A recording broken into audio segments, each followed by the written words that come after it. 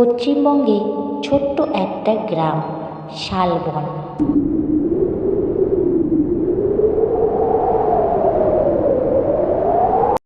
আর সেই গ্রামে এক পাশে রয়েছে একটা রহস্যময় দিঘি।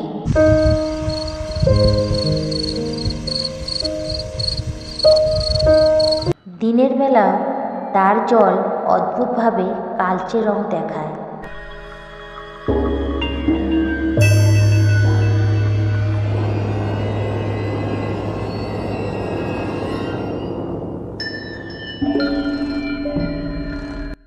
আর সেই গ্রামেরই বৃদ্ধরা সবাই মিলে আগুন তাপাচ্ছে আর একটা রহস্যময় গল্প বলছে। অনেক বছর আগে এক জেলে ঝড়ের রাতে মাছ ধরতে গিয়ে সে মারা যায়।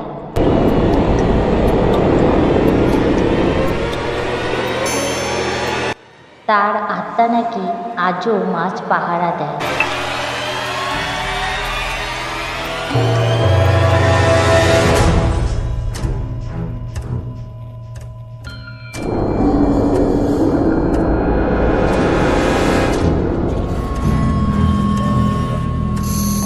রাহুল, শুভ আর মিতু সেই সময় মাঠে বসে বসে এই বয়স্ক লোকগুলোর কথাগুলো শুনে ফেলে।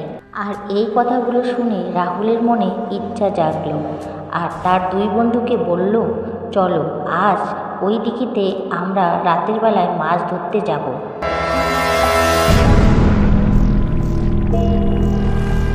সেই কথা শুনে শুভ বলল, ঠিক আছে। মিতু কিন্তু ভীষণ ভয় পেয়ে গেছে। মিতু বলছে, সত্যি ভূত বলে কিছু নেই? পূর্ণিমা রাত, চাঁদের আলো, তিনজনে বেরিয়ে পড়ল মাছ ধরার উদ্দেশ্যে।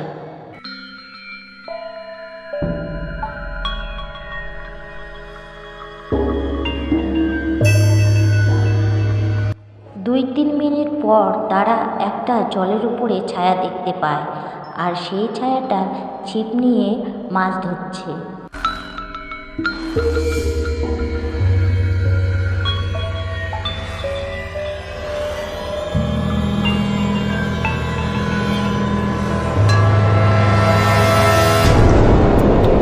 তারা দেখতে পেল লোকটার পা জলে ডুবছে না আর চোখ দুটো ফাঁকা, ভয়ঙ্কর।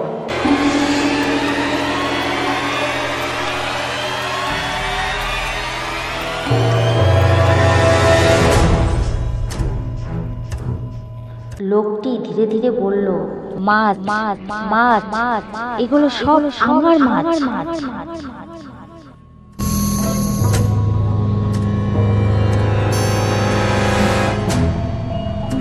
এক ঝড়ের রাতে মাঝি নৌকো নিয়ে মাছ মারতে যায় আর বজ্রপাতে সেই নৌকোটা জলে ডুবে যায়। আর সেখানে মাঝি প্রায় মরা মরা অবস্থাও সে তখনও বলছিল যে, মাছ আমার মাছ, মাছ আমার মাছ। এই কথা বলতে বলতে সে মারা যায়।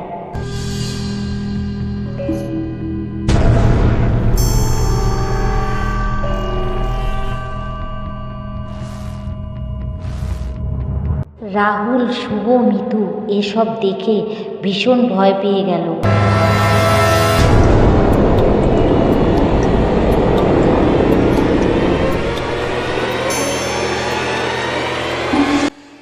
এদিকে মিতু কেঁদে কেঁদে হাত জোর করে বলছিল, আমরা আপনার মাছ নিতে আসিনি আপনার মাছ নিতে।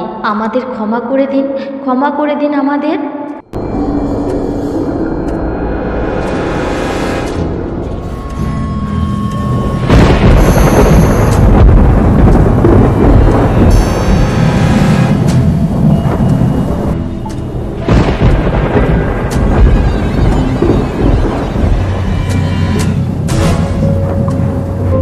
তারপরে একটা বিশাল ঝড় হয়ে সেই ভূতটি মিলিয়ে যায়।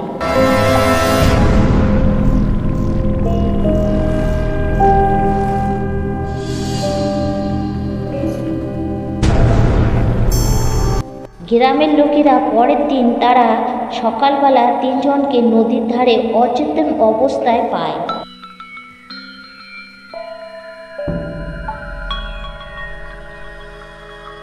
আর তার পরের দিন থেকে কখনো সেই কালো দিঘিতে কেউ আর মাছ ধরতে যায় না। তো বন্ধুরা, কেমন লাগলো আজকের গল্পের ভিডিওটা অবশ্যই জানাবে। আর ভালো লাগলে আবারও বলবো লাইক কমেন্ট সাবস্ক্রাইব করে দিবে। টাটা, বাই বাই, আবার দেখা হবে নেক্সট ভিডিওতে।